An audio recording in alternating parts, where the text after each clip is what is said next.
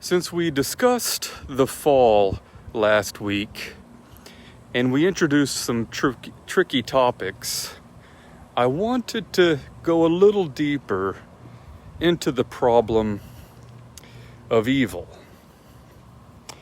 So on Sunday we put it like this. If God is all powerful, he could prevent evil. He could do it.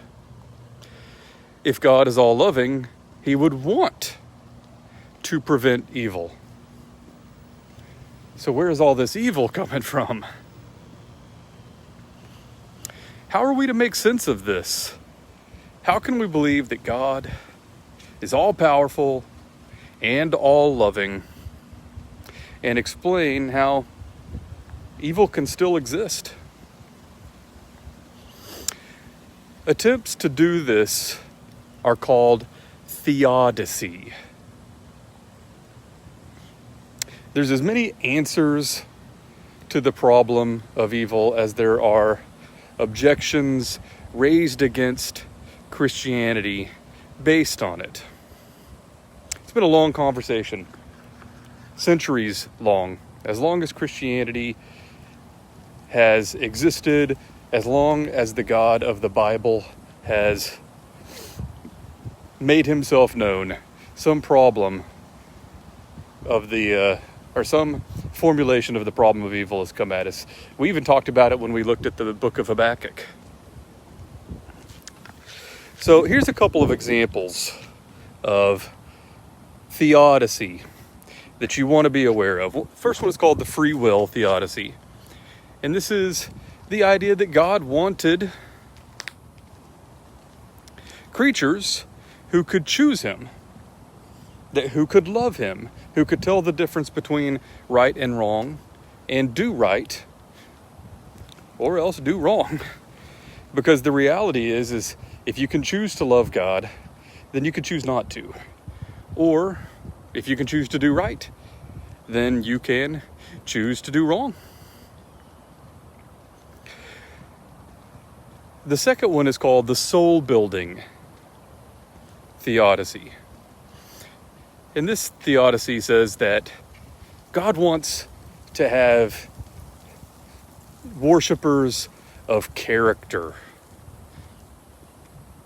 And he builds this character through hardships in their life. So the reason that God allows evil and suffering is that these are the things that build character and virtue in his people. Segues nicely into a third category of theodicy, and this is the greater good theodicies. That there are some goods that can only exist in light of an evil. The firefighter who runs into a burning building, and we call him a hero, and we look at him as a great person. But none of that could have happened without the evil of the fire. Or the woman who rescues her baby from a violent robber.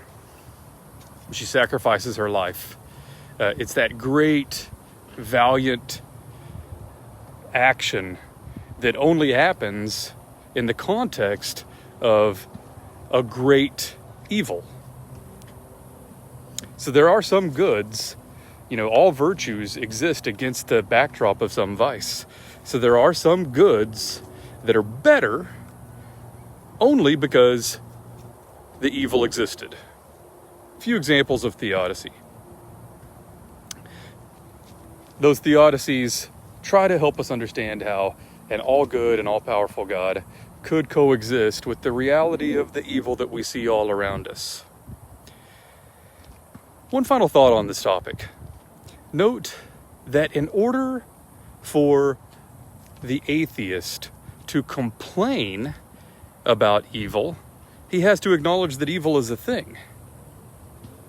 But how does evil even exist unless God exists? How's he going to make sense of that? Evolution? What's evil in evolution? An anteater that gets into an anthill and eats all the ants, that's not genocide. There's nothing wrong with that. That's how he gets his dinner. That's just lunch for him. No talk of evil in evolution. Evil requires that God exists. So the atheist has to assume God exists in order to make the complaint at all. And this is called the axiological argument. And it's a great example of the quicksand quotient at work.